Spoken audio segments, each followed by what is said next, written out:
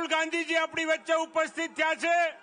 આપણા સૌના પ્રભારી માર્ગદર્શક આદરણીય મુકુલ વાસનિકજી આપણી વચ્ચે ઉપસ્થિત છે। ગુજરાત પ્રદેશ કોંગ્રેસ સમિતિના અધ્યક્ષ, રાજ્યસભાના સાંસદ, આપણા સૌના માર્ગદર્શક આદરણીય શક્તિસિંહજી ગોહિલ ચરાપટી દ્વારા સ્વાગત કરે। તમામ મિત્રોની વિનંતી કે આદરણીય પ્રમુખ શ્રી શક્તિસિંહજી ગોહિલ મોમેન્ટો દ્વારા સ્વાગત કરી રહ્યા છે। ત્યારબાદ વિપક્ષના નેતા અમિતભાઈ ચાવડાને વિનંતી કરું કે તેઓ શાલ અને સૂતરની આંટી દ્વારા આપણા સૌના નેતા આદરણીય રાહુલ ગાંધીજીનો વીરતાપૂર્ણ હુમલો કર્યો। હું શક્તિસિંહજી ગોહિલ આપણા પ્રદેશ પ્રમુખશ્રીને વિનંતી કરું છું કે આવો અને સ્વાગત પ્રવચન કરો। શૈલેષભાઈ પરમાર દ્વારા શિવ હિ સત્ય એના મોમેન્ટો દ્વારા રાહુલ ગાંધીજીનું સ્વાગત કરવામાં આવી રહ્યું છે। આ ગુજરાતની ગાંધી અને સરદારની ભૂમિ ઉપર રાહુલજીનું સ્વાગત છે। હું વિનંતી કરું આપણા પ્રદેશ પ્રમુખ શ્રી શક્તિસિંહજી ગોહિલને કે જેમણે તાકાતપૂર્વક ભારતીય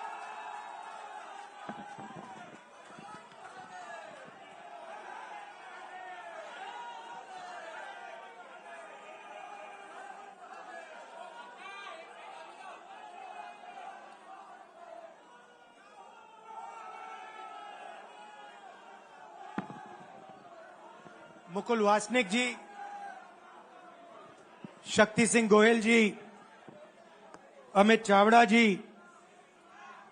दीपक बाबरिया जी, शैलेश परमार जी, जगदीश ठाकुर जी, सिद्धार्थ पटेल जी, अमी याग्निक जी, लालजी देसाई जी, हिम्मत सिंह पटेल जी, जिग्नेश मेवानी जी, इंद्र विजय जी, इमरान खेडावाला जी, ललित भाई, लाला भाई पटेल जी, मतलब हमारे सारे के सारे सीनियर नेता और हमारे प्यारे कार्यकर्ता, बब्बर शेर टाइगर, आप सबका यहां मैं बहुत दिल से स्वागत करता हूं।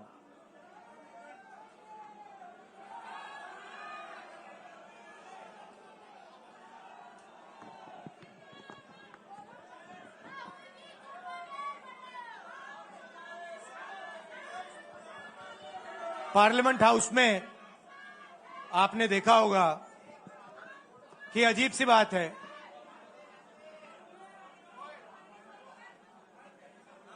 बीजेपी की जो पूरी मूवमेंट थी, राम मंदिर की, अयोध्या की मूवमेंट थी।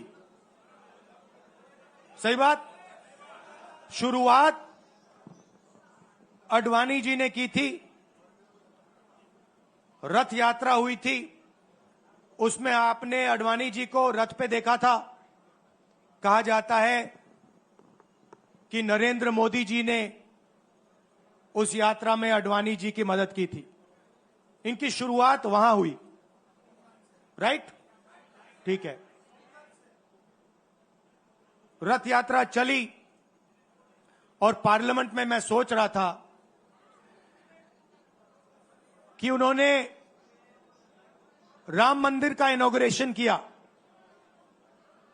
और राम मंदिर के इनॉग्रेशन में अदानी जी दिख गए, अंबानी जी दिख गए, मगर गरीब व्यक्ति वहां कोई नहीं दिखा। आपने देखा होगा, टीवी पे देखा आपने। अब उसका नतीजा बताता हूं।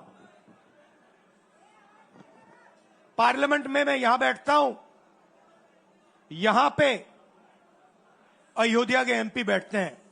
देखा आपने उनका चेहरा, इंडिया गठबंधन के हैं, है ना।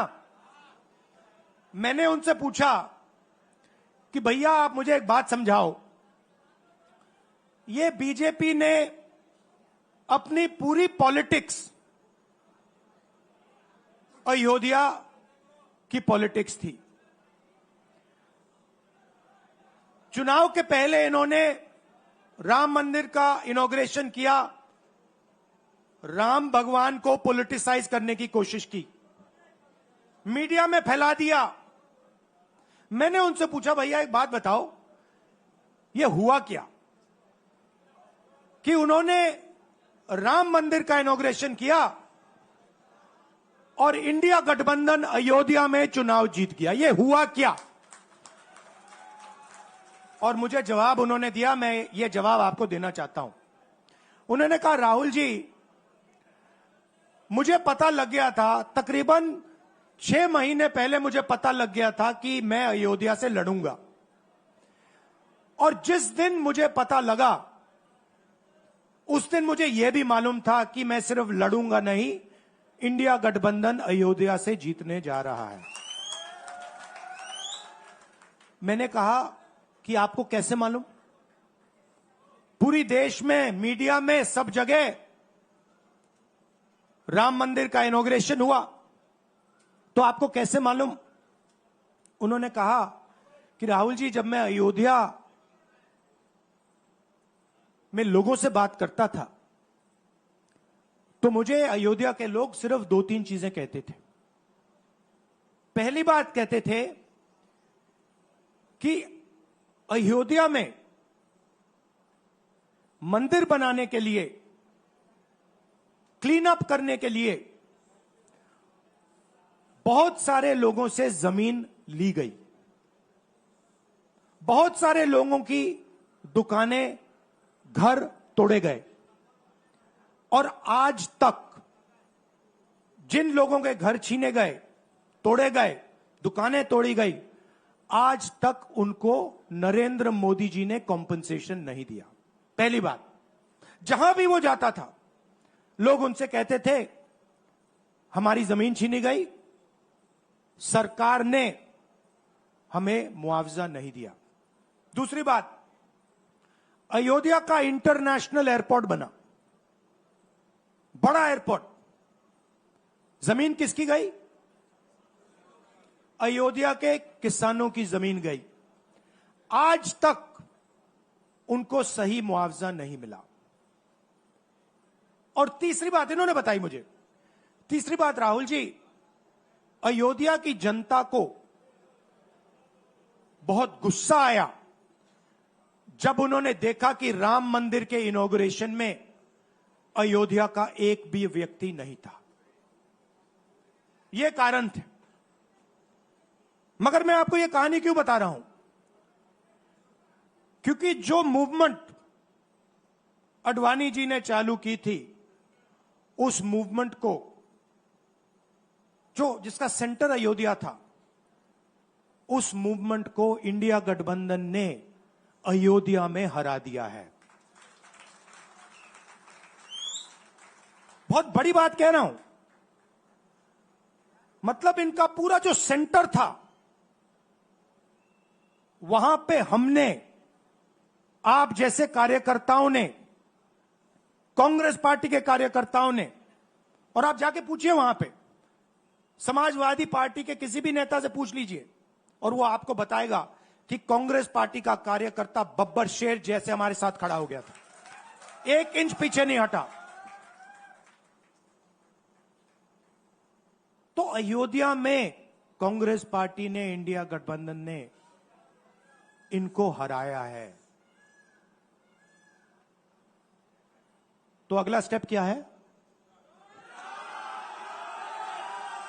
अब इन्होंने क्या किया?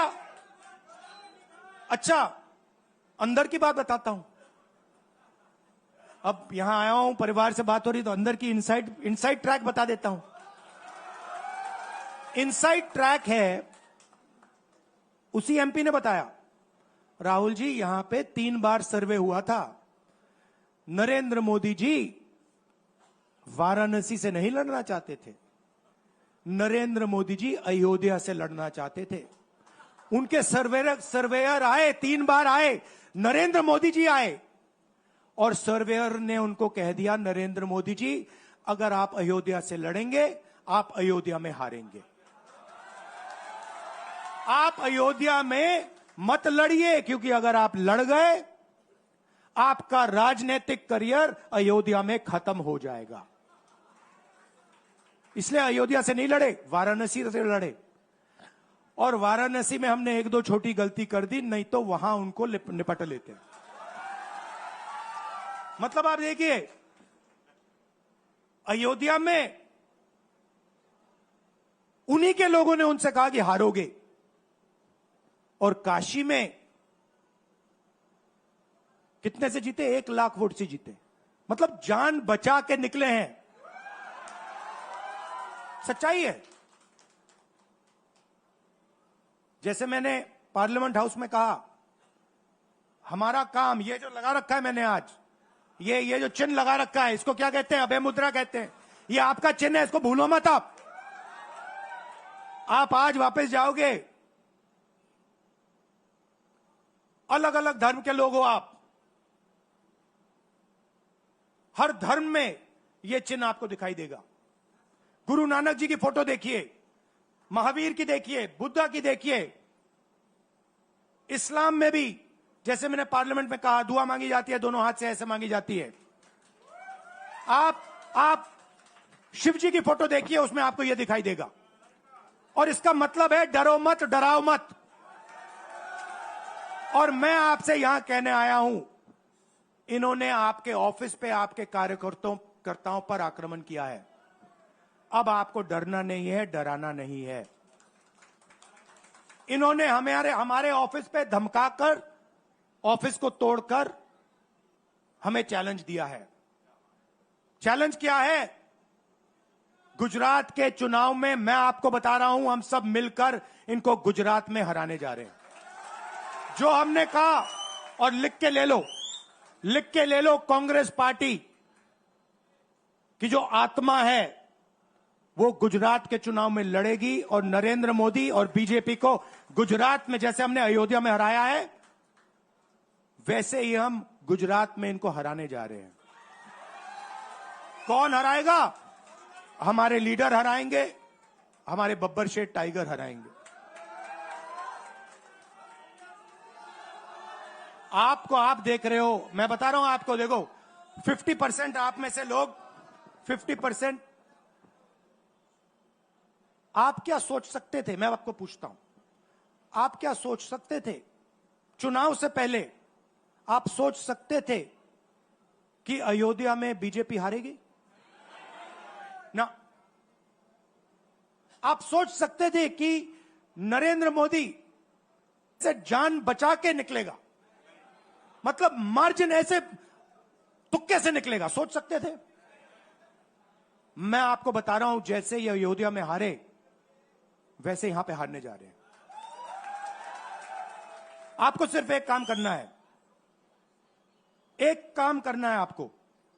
आपको सिर्फ गुजरात की जनता को सिर्फ एक बात बोलनी है,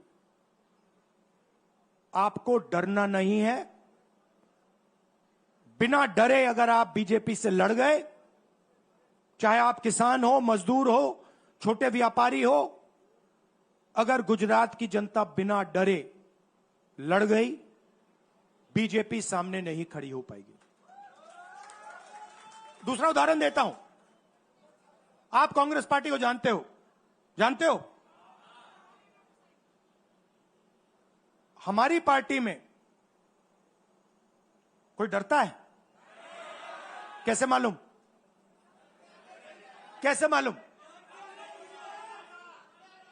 हमारी पार्टी में दिल से बात कर देते हैं। बड़ा सा बड़ा हो, राहुल गांधी हो, हमारे पार्टी के लोग कहते हैं राहुल गांधी, मुझसे कहते हैं, मेरे कमरे में आके कहते हैं, राहुल जी ये जो आपने किया हमें अच्छा नहीं लगा। कहते हैं, मैं बता रहा हूं आपको। और मैं कहता हूं आपने सही बोला, इस बार मैंने ऐसे नहीं करना था, जो आप बोल रहे हो वैसे करना था। हम डरते नहीं है, ना हमारे कार्यकर्ता हमें बोलने से डरते हैं, ना हम अपनी कार्यकर्ता की बात सुनने से डरते हैं, ना हमारा कार्यकर्ता हमसे डरता है। अब देखिए, मैं आपको रियलिटी बता रहा हूं। बीजेपी में नरेंद्र मोदी बैठे हैं, उनकी पूरी टीम बैठी है उनके सामने। मैं आपको इंटरनल बात बता रहा हूं, उनमें से कोई नरेंद्र मोदी को नहीं चाहता, मगर कोई नहीं चाहता। मतलब पूरी लीडरशिप टीम देख लो, आगे बैठी है। मैं बता रहा हूं आपको, अंदर की बात बता रहा हूं, इनसाइड ट्रैक दे रहा हूं, कोई नहीं चाहता, मगर दम नहीं है, डरते हैं।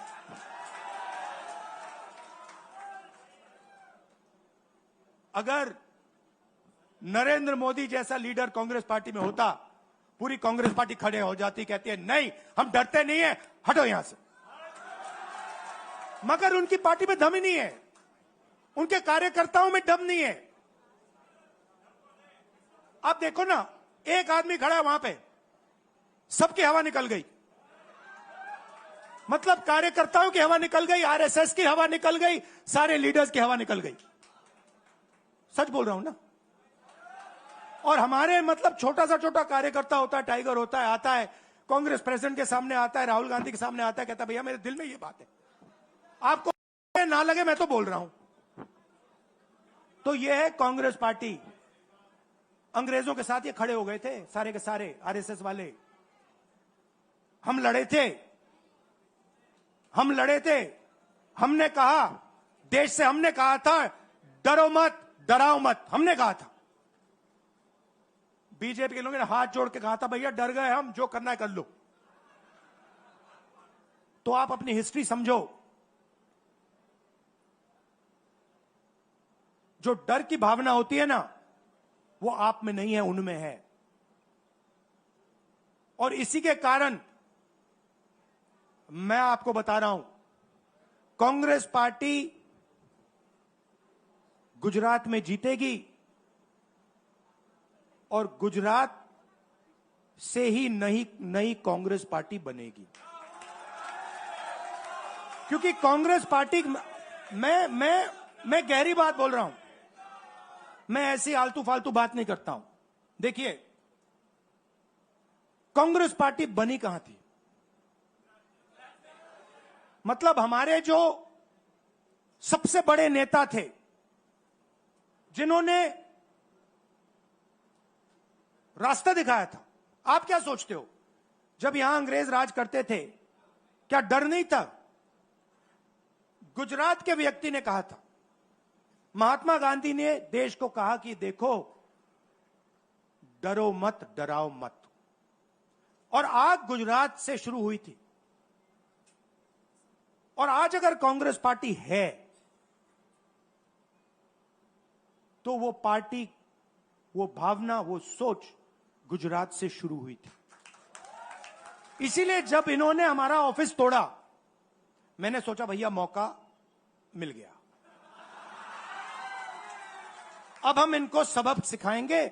जैसे इन्होंने हमारा ऑफिस तोड़ा, वैसे ही हम उनकी सरकार को तोड़ने जा रहे हैं। अच्छा, अब मैंने डरो मत की बात करी, मगर एक शिकायत भी है।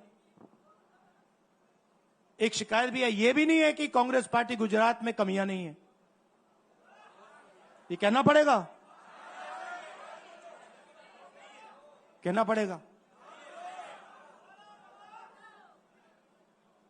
कमी क्या है? एक कार्यकर्ता ने मुझे बहुत अच्छी तरह बताया, कांग्रेस पार्टी के कार्यकर्ता ने, राहुल जी, कहता है मुझे, राहुल जी, ये कांग्रेस पार्टी में एक मुश्किल है, दो तरीके के घोड़े होते हैं, एक रेस का घोड़ा होता है, दूसरा शादी का घोड़ा होता है। ये आप कभी कभी कांग्रेस पार्टी क्या करती है, रेस के घोड़े को शादी में भेज देती है और शादी के घोड़े को रेस में लगा देती है। तो उसने कहा ये आप बंद करा दीजिए, रेस के घोड़े को आप रेस दौड़ाइए और शादी के घोड़े को आप शादी में भेजिए। तो ये हमें गुजरात में करना है। जो रेस का घोड़ा है, जो तैयार है, दौड़ने के लिए तैयार है, उसको रेस में लगाना चाहिए। और जो हमारे शादी के घोड़े हैं, उनको हमें शादी में, बारात में नचा देना चाहिए। तो अब मेरा कहना है कि यह काम सीरियसली करना है। हम पिछले चुनाव में, आप भी जानते हो, मैं भी जानता हूं कि हम बीजेपी से पिछले चुनाव में नहीं लड़े थे, ठीक से नहीं लड़े थे। उससे पहले चुनाव में 2017 में हम 3 महीने कह लो, 4 महीने कह लो, 4 महीने 3 महीने हम लड़े और नतीजा आपने देखा। गुजरात के सीनियर नेताओं ने मुझे बस में कहा, मैं बता रहा हूं आपको इनसाइड ट्रैक, मुझे बस में कहा कि राहुल जी, गुजरात में हमें 40 सीटें मिलेंगी।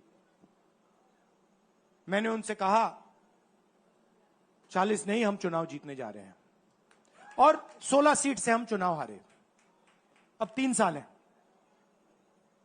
3 महीने में हम फिनिश लाइन तक पहुंच गए थे। 3 साल में हम फिनिश लाइन को मतलब उधर पीछे छोड़ के निकल जाएंगे। मैं आपको यहां कह रहा हूं कि आप लोग गुजरात में कितने साल बाद, 30 साल हो गए, 30 साल हो गए। मैं आपको बता रहा हूं, मानो ना मानो, आप में से 50% अभी मान रहे हैं और 50% कह रहे हैं नहीं भैया नहीं होगा। जो 50% मान रहे हैं, मैं आपसे बात कर रहा हूं। जो 50% मान रहे हैं, मैं आपसे बात कर रहा हूं। आप लड़ जाओ, और ये बाकी 50% बैठे हैं, उनकी माइंड बदल दो, नैया पार हो जाएगी, सरकार बन जाएगी।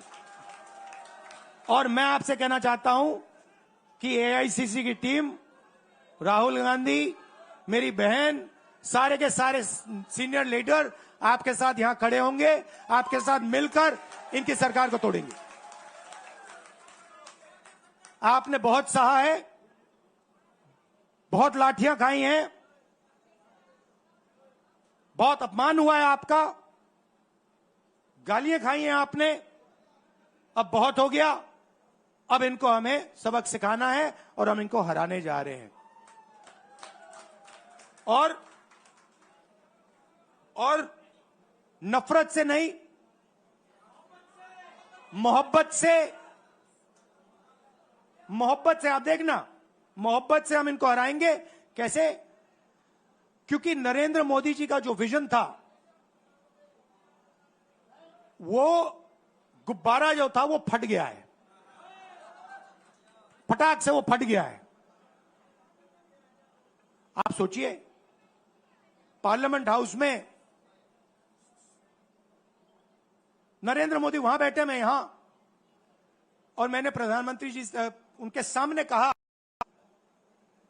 कि नरेंद्र मोदी जी, आप एक व्यक्ति भी नहीं कह सकता हूं, पता नहीं आप क्या हैं, क्योंकि आपने ही कहा कि मैं नॉन बायोलॉजिकल हूं, मैं बायोलॉजिकल नहीं हूं, और मेरा सीधा डायरेक्ट कनेक्शन है ईश्वर से।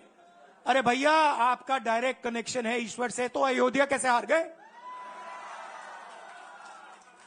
कैसे हार गए? तो हमारे प्रधानमंत्री सोचते हैं कि बाकी सब लोग बायोलॉजिकल, गुजरात की जनता बायोलॉजिकल, गांधी जी बायोलॉजिकल, हिंदुस्तान के किसान मजदूर सब लोग बायोलॉजिकल, और Narendra Modi non biological. Speaker sir ने मुझे कहा ऐसे मत बोलिए। मैंने कहा मैं थोड़ी बोल रहा हूं, ये तो प्रधानमंत्री बोल रहे थे, मैं तो उनकी बात कर रहा हूं। स्पीकर बिल्कुल चुप हो गए। बात तो सही है, बात तो सही है, ये राहुल गांधी के शब्द थोड़ी है, ये तो हिंदुस्तान के प्रधानमंत्री के शब्द हैं, नॉन बायोलॉजिकल। अब सोचिए, वो व्यक्ति जो अपने आप को नॉन बायोलॉजिकल समझता है और देश की जनता को बायोलॉजिकल समझता है, कि मतलब मैं यहां और बाकी जनता वहां, वो गुजरात को विजन कैसे दे सकता है? जो किसानों का दर्द नहीं समझ सकता, मजदूरों का दर्द नहीं समझ सकता, डायमंड इंडस्ट्री में जो काम करते हैं उनका दर्द नहीं समझ सकता, नॉन बायोलॉजिकल व्यक्ति वो गुजरात को कैसे रास्ता दिखा सकता है? नहीं दिखा सकता। तो अब आपका काम है गुजरात को विजन देना, गुजरात के युवाओं को, किसानों को, मजदूरों को, माताओं बहनों को विजन देना कि भैया हम आपके लिए ये करने जा रहे हैं। आपने हमारा मैनिफेस्टो देखा? हिला के रख दिया था बीजेपी को, आपने देखा? वैसा मैनिफेस्टो बनाना है गुजरात के लिए, गुजरात की जनता से मिलकर 1 लाख लोगों ने हमारा मैनिफेस्टो बनाया था। वैसे ही हम गुजरात में लाखों लोगों से पूछकर अपना मैनिफेस्टो बनाएंगे। गुजरात को विजन देंगे और फिर चुनाव पूरा दम लगा के लड़ेंगे और यहां इनकी जो सरकार है उसको तोड़ के हटप्परे कर देंगे। आप सबका दिल से धन्यवाद। आखिरी बात मैं कहना चाहता हूं, यहां जगन्नाथ यात्रा हो रही है। आप सबको और जो यात्रा में भाग लेंगे आप सबको शुभकामनाएं देना चाहता हूं और दिल से प्यार देना चाहता हूं। आप सबका दिल से धन्यवाद। नमस्कार, जय हिंद। अब है मुद्रा, डरो मत, डराओ मत।